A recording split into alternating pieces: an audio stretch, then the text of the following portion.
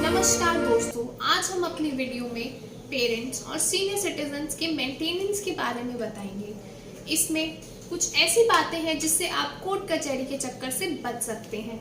जी हाँ, जो कोर्ट कचहरी में आपको सालों लग जाते हैं फिर भी कोई न्याय ना मिलने के कारण जो आप 125 के एप्लीकेशन कोर्ट में लगाते हैं, उससे भी आसान तरीका है। आज मैं Jyoti Gupta, advocate from century law firm, इस लीगल अवेयरनेस वीडियो के तहत वह बताऊंगी। वह एक्ट है maintenance and welfare of parents and senior citizen act 2007। तो चलिए शुरुआत करते हैं। कुछ बेसिक टर्म्स जान लेते हैं। सबसे पहले पेरेंट में कौन आता है? माता या पिता, दोनों ही, चाहे वो सगे माँ बाप हो या सौतेले हो या उन्होंने किसी बच्चे को अडॉप्ट किया है। नेक्स्ट, सीनियर यानी सीनियर सिटीजन, कोई भी जो इस देश का नागरिक है प्लस 60 की एज यानी 60 साल की उम्र का हो चुका है या उससे ऊपर का, सब इस कैटेगरी में आते हैं। उसके बाद चिल्ड्रन। अब चिल्ड्रन में बेटा, बेटी या पोता, पोती, पर वह माइनर नहीं होने चाहिए। माइनर यानी 18 से कम की आयु वाला बच्चा, उससे आप मेंटेनेंस नहीं मांग सकते। इसके बाद मेंटेनेंस क्या है, इसमें क्या आता है? मेंटेनेंस एक गुजारा भत्ता जिसे कहा जा सकता है। इसमें आपका खाने का खर्चा, कपड़े, रहना और आपका मेडिकल खर्चा आता है। अब जिस केस में अगर पेरेंट्स के कोई बच्चे नहीं है या उन्होंने किसी को अडॉप्ट नहीं किया है, उसमें वह रिलेटिव से भी मांग सकते हैं। रिलेटिव में जो भी उनके या तो रिश्तेदार हैं या उनके बाद उनकी प्रॉपर्टी में हकदार हैं, प्रॉफिट का, उनकी प्रॉपर्टी का हकदार है, उससे मांग सकते हैं। और वेलफेयर में ये ध्यान दिया जाता है कि आप सीनियर सिटीजन या पेरेंट होने के नाते आपकी हेल्थ कंडीशंस, आपके फूड, अदर थिंग्स जैसे मनोरंजन एंड ऑल, इन सबको इंक्लूड किया जाता है।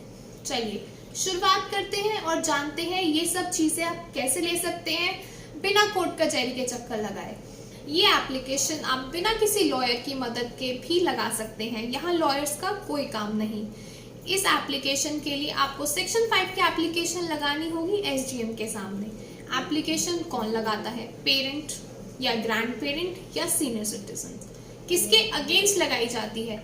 या तो अपने बच्चों या बच्चा, बच्ची, या फिर आपके रिलेटिव। अगर आपके बच्चे नहीं हैं तो रिलेटिव यानी लीगल हेयर जो आपकी प्रॉपर्टी को इनहेरिट करेंगे आपकी डेथ के बाद। अब कहाँ और कौन से एरिया के हिसाब से आप SDM देखेंगे? जहाँ जो पेरेंट है या सीनियर सिटीजन है रहता हो या लास्ट रहा हो, या तो फिर बच्चे उनके कहाँ रहते हैं, या जो रिलेटिव है, लीगल हेयर है, वो जहाँ रहता है उस एरिया के SDM के सामने आप ये एप्लीकेशन लगाएंगे। यहाँ पर बहुत ही जल्दी फैसला होता है। मैक्सिमम 6 मंथ्स में आपको फैसला मिल जाता है। इसके बाद इसमें आपके मेंटेनेंस के ऑर्डर होते हैं जिसमें स्टेट गवर्नमेंट के कहने के अनुसार, मतलब स्टेट गवर्नमेंट की नोटिफिकेशन के अकॉर्डिंगली मैक्सिमम आपको 10,000 रुपये पर महीना तक मिल सकता है। 10,000 से ज़्यादा नहीं। इसके लिए आपका जो मेंटेनेंस ऑर्डर है कभी भी आप चेंज करा सकते हैं, कभी भी कैंसिल हो सकता है। वो डिपेंड करता है कि क्या नया बदलाव आया है या क्या कोई मिस्टेक तो नहीं है आपके उसमें। इसकी कॉपी आपको बिल्कुल फ्री ऑफ कॉस्ट मिलेगी, यानी सिर्फ पेरेंट, सीनियर सिटीजन, उन्हें फ्री ऑफ कॉस्ट कॉपी मिलेगी इस ऑर्डर की। और ये बिल्कुल मान्य है जैसे सिविल कोर्ट्स मान्य होती हैं। इसमें जो अनदर पार्टी है यानी जो अगेंस्ट पार्टी है, आपके बच्चे या रिलेटिव, किसी भी तरह की सिविल कोर्ट में जाके इसके ऊपर स्टे नहीं ले सकते। सिविल कोर्ट्स इस एक्ट में बिल्कुल बार्ड है, यानी बिल्कुल मना है। वो किसी भी तरह का कोई हस्तक्षेप नहीं कर सकती। अब बात कर लेते हैं अपील की। यदि आप इस ऑर्डर से संतुष्ट नहीं हैं तो इसके लिए भी ऑर्डर के डेट से 60 डेज के अंदर अंदर यानी 60 दिनों के अंदर अंदर आप इसकी अपीलेट ट्रिब्यूनल यानी डीएम साहब के आगे एप्लीकेशन लगा सकते हैं, अपनी अपील लगा सकते हैं, जिसमें आप अपना पक्ष रख सकते हैं। उस अपील को सुनने का टाइम मैक्सिमम 1 मंथ है। विद इन 1 मंथ आपकी अपील डिसाइड की जाएगी और इसमें आपको प्रोटेक्शन ऑफ लाइफ और प्रॉपर्टी के भी ऑर्डर्स मिलते हैं। अगर कोई भी फेल होता है यानी ज़बरदस्ती छोड़ देता है या वो प्रोटेक्शन ऑर्डर्स फॉलो नहीं करता है तो उस बच्चे को या रिलेटिव को 3 महीने तक की जेल या 5,000 तक का फाइन या दोनों हो सकते हैं।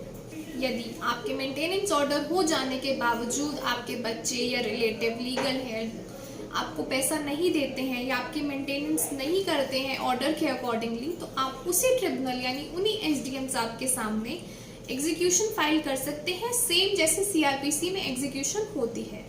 इसी के साथ साथ मैं आपको बता दूं, इस एक्ट में एक प्रोविजन है जिसके तहत जब आप ये सेक्शन 5 के एप्लीकेशन लगाएंगे तो आपको एसडीएम साहब एक बार बाहरी समझौता करने का भी अवसर देते हैं, जिसमें आप अपने परिवार में बिना किसी मनमुटाव के भी समझौता करके अपना खुशहाली से जीवन व्यतीत कर सकते हैं। धन्यवाद। अगर आपको हमारी वीडियो अच्छी लगी हो तो इसे लाइक करें, शेयर करें और हमारे चैनल को सब्सक्राइब करें। Thank you.